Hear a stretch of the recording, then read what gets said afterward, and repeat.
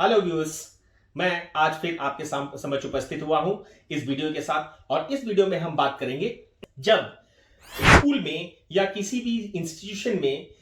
बच्चों के ऊपर जो प्रताड़ना होती है या उनके साथ कोई कॉर्पोरल पनिशमेंट उनको होता है, उस पे आखिर कानून भारत में क्या है, इस पर हम चर्चा करते हुए और इसके साथ साथ हम ये चीजें डिस्कस करेंगे कि ऑनरेबल सुप्रीम कोर्ट ने कब क्या कहा इस मामले में, या और हमारे पार्लियामेंट ने किस किस तरह की कानून इस पे बनाई है अभी तक, और किस तरह से हमारे बच्चों को सेफ्टी के तरीके से उनको एजुकेशनल इंस्टीट्यूशन में दिया जाता है या चाइल्ड केयर इंस्टीट्यूशंस में उनको रखा जाता है।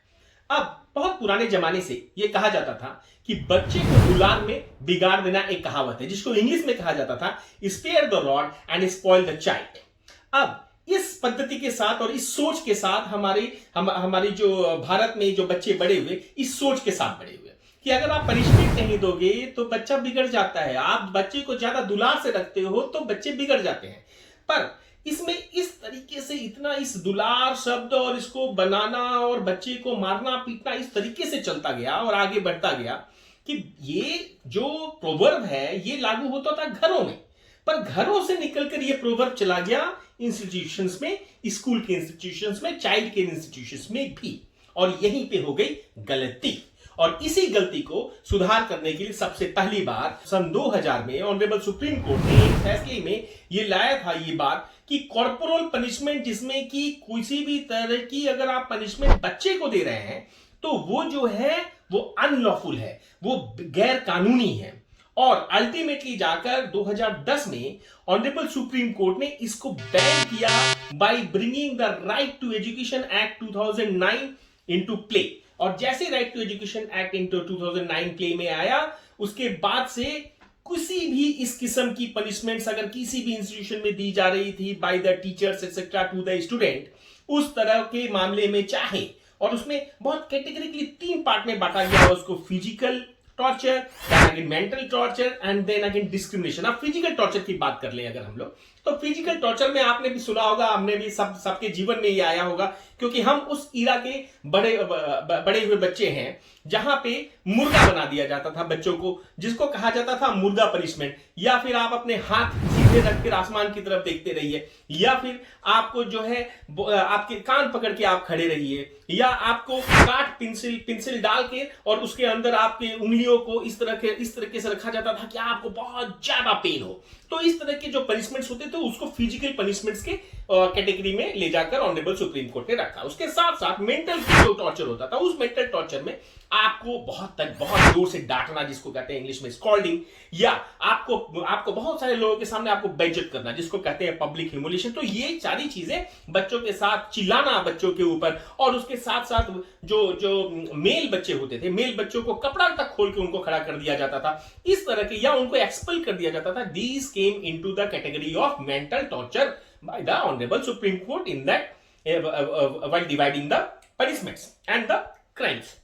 और एक होता था डिस्क्रिमिनेशन, ये बच्चा अच्छा है, ये बच्चा गलत है, ये बच्चा अमीर है, ये बच्चा गरीब है, इस तरह का डिस्क्रिमिनेशन। तो आगे चलकर अब इस तरह से जब ये पनिशमेंट में ये सारी चीजें प्रिस्क्राइब की, राइट टू एजुकेशन एक्ट 2009 जब आया, उसके बाद साथ साथ एक और लॉ था, इंडियन पिनल कोड। जो मैं था वर्ड इसलिए यूज कर रहा हूं क्योंकि आज की डेट में इंडियन पिनल कोड नहीं है। अब इंडियन पिनल कोड 1 जुलाई 2024 से भारतीय न्याय संहिता बन गया है, जैसा मेरे अदर वीडियोस में भी आप लोगों ने पाया होगा। तो अब मैं ये बताना चाहता हूं कि इंडियन पिनल कोड के वो सेक्शंस जो आज की डेट में भारतीय न्याय संहिता के भी सेक्शंस बन चुके हैं, वो क्या क्या सेक्शंस एप्लीकेबल थे, अगर किसी भी एप्लीकेबल थे भी और होंगे भी भारतीय न्याय संहिता के वो सेक्शंस। अगर इस तरह का कोई भी टीचर या एजुकेशनल इंस्टीट्यूशन का कोई भी जो करता धरता है, वो किसी भी 18 साल से कम उम्र के बच्चे पर,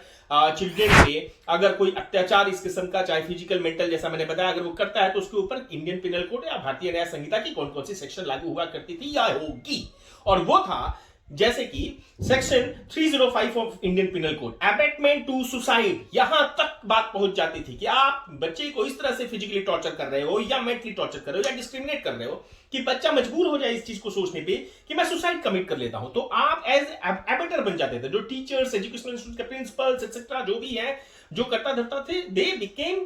will become the abettor to the suicide of the child. So 305 section of IPC जो अब बदल के 107 ऑफ भारतीय न्याय संहिता बीएनएस हो चुका है। इसके बाद आता है कि अगर आपको इस तरह से मारा पिटाया गया जिससे आपको सिंपल इंजरी हो जाए, तो that is known as applicable by 323 IPC जो अब 115 sub clause 2 of BNS act बन चुका है। फिर अगर उसी मारपीट में आपको चोट थोड़ी गहरी लग जाए तो उसको आता था सेक्शन 325 आईपीसी जो अब बन गया है 117 सब क्लॉज 2 बीएनएस। और अगर आपको किसी डेंजरस वेपन से अगर आपको चोट पहुंचा दिया गया, बच्चे को चोट पहुंचा दिया गया, जो भी बच्चा स्कूल में पढ़ रहा है या वहां पे वो उसे चाइल्ड केयर इंस्टीट्यूशन में है, तो उस वक्त लगता था सेक्शन 326 आईपीसी जो अब बन गया है सेक्शन 118 बीएनएस। साथ साथ एसल्ट का भी सेक्शन एप्लीकेबल होता था जो सेक्शन 352 आईपीसी था जो अब बन गया है सेक्शन 131 बीएनएस। इसके साथ साथ आईपीसी के बाद अगर हम चलें आगे तो आता है एक और कानून जो था the right of children to free and compulsory education act 2009। अब इसके तहत ये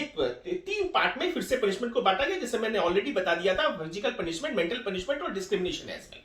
अब इसमें क्या है, section 17 of the right of children to free and compulsory education of 2009 ने यह भी बताया, उसमें यह कहा जिसमें कि वो फॉरबिड करता है any kind of punishment given to any child by any teacher और any of the person who is holding the post for the care of the child in the institution. अब इस मामले में ये एक चीज आ जाती थी कि ये जो एक्ट था, ये एक्ट एक और पार्ट लेकर आया गवर्नमेंट के लिए। गवर्नमेंट पे भी एक ड्यूटी दिया इसने कि गवर्नमेंट की जिम्मेवारी है कि आप बच्चे को जहां रखते हैं, जहां वो पढ़ने जाते हैं, वहां के इन्वायरमेंट को उनके लायक बनाया जाए और इस तरह की कोई भी एक्टिविटी वो इंश्योर करे कि इस तरह की कोई भी एक्टिविटी वहां नहीं होनी चाहिए। इस चीज को पूरी तरीके से एप्लीकेबल करने के लिए उसमें कहा गया। साथ साथ एक और एक्ट प्ले में आता है जिसको कहते हैं जुवेनाइल जस्टिस एक्ट। इसके सेक्शन 82 ने बहुत स्पेसिफिकली बताया है, व्यूअर्स आप जान लीजिए, सेक्शन 82 ने बहुत स्पेसिफिकली बताया है जुवेनाइल जस्टिस एक्ट का, जिसके तहत कहता है कि कोई भी इंसान जो